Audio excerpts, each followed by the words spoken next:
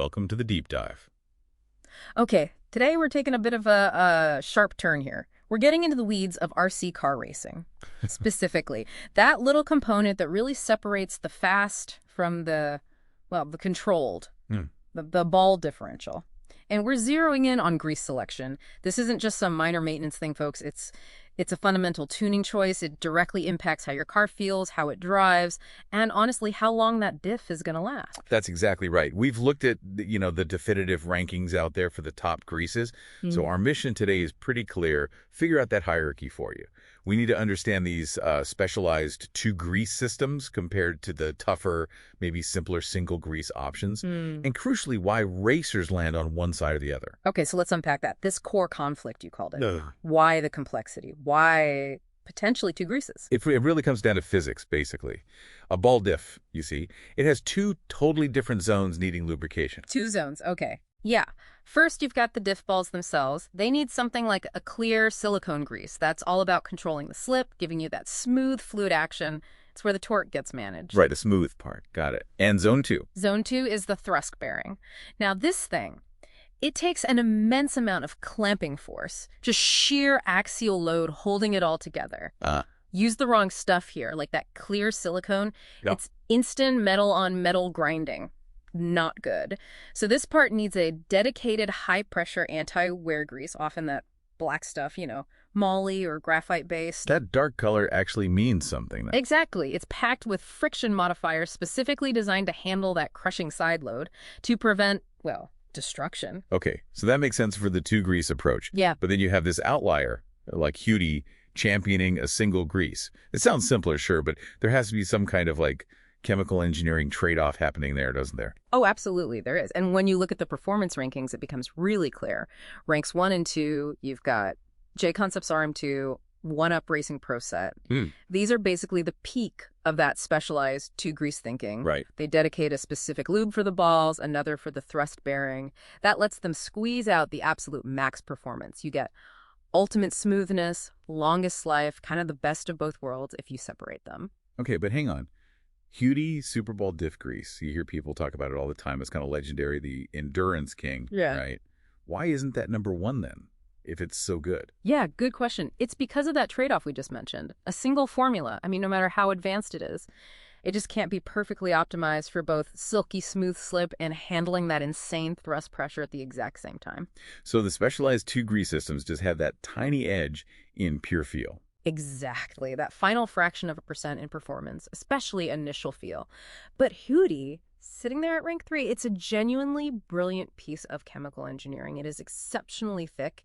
It's built like a tank for thermal endurance. We're talking maintaining its properties way past 100 degrees C, which diffs can hit. So Hudy deliberately gives up that tiny sliver of initial, glass smooth feel in exchange for just unparalleled durability and rock-solid reliability, especially in really high-stress, long races or hot conditions.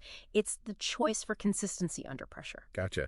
And I guess below that, you have the associated Tamiya MIP kits, the reliable two-grease workhorses that have been around. Yeah, ranks 4, 5, 6, solid proven options using that same two-grease philosophy. Good stuff, just maybe not quite at that RM2 or 1UP level of refinement. Okay, so product choice is one massive piece of the puzzle, but you could have the best grease on the planet. If you just slap the diff together wrong, it's useless. Yeah. Right.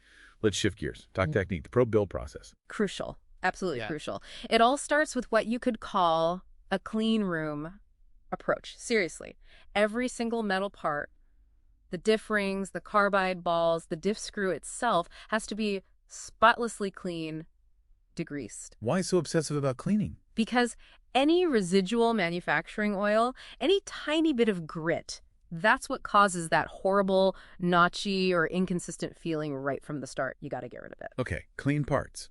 Then there's the break-in. People talk about it, but it's often misunderstood. It's not just driving around gently, is it? What's actually happening during a proper break-in? Right. It's a very specific mechanical process. You're essentially lapping the hardened steel balls against the diff rings. You're polishing away microscopic high spots, tiny imperfections left from manufacturing. The goal is to create perfectly mated, incredibly smooth surfaces. Think glassy smooth. If you skip this, the diff will slip under load, it'll overheat almost immediately, and you'll cook the grease and destroy the diff internals. Premature death, guaranteed. Okay, so how do the pros actually do this break-in? It sounds complicated. It's actually surprisingly low-tech, but it demands meticulousness and a bit of patience. You build the diff, install it into the transmission case without the wheels on the car. Then you lock one out drive, stop one side from spinning. Okay. Then grab a variable speed drill, set it to a low speed, low torque, and spin the unlocked out drive for, say, 2 to 3 minutes. That's spinning one side. Yep.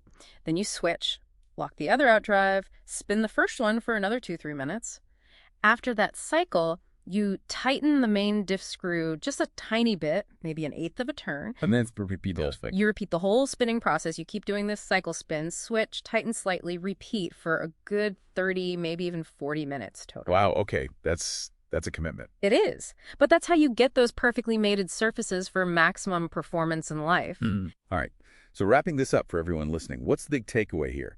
It sounds like those specialized two-grease systems, Right. your RM2s, your 1-ups, they offer the absolute highest ceiling for pure performance feel. But something like Hudy, the single grease champ, that's your go-to for bomb-proof durability and consistency when things get really tough or hot. That sums it up nicely. And remember, the secret sauce isn't just buying the fanciest grease. It's the combination, the synergy between picking the right product for your needs and then applying that meticulous, almost obsessive build and break-in process. Right product, right process. Got it. Exactly. And maybe a final thought to chew on. Think about it. Even this tiny, seemingly simple component in an RC car requires this level of intense specialization and really specific technique to unlock its best performance. So maybe consider, how often do you run into similar trade-offs elsewhere in life? Simplicity versus specialization, outright performance versus long-term durability. And maybe ask yourself, are you applying the right process to unlock the full potential in those areas too? Something to think about.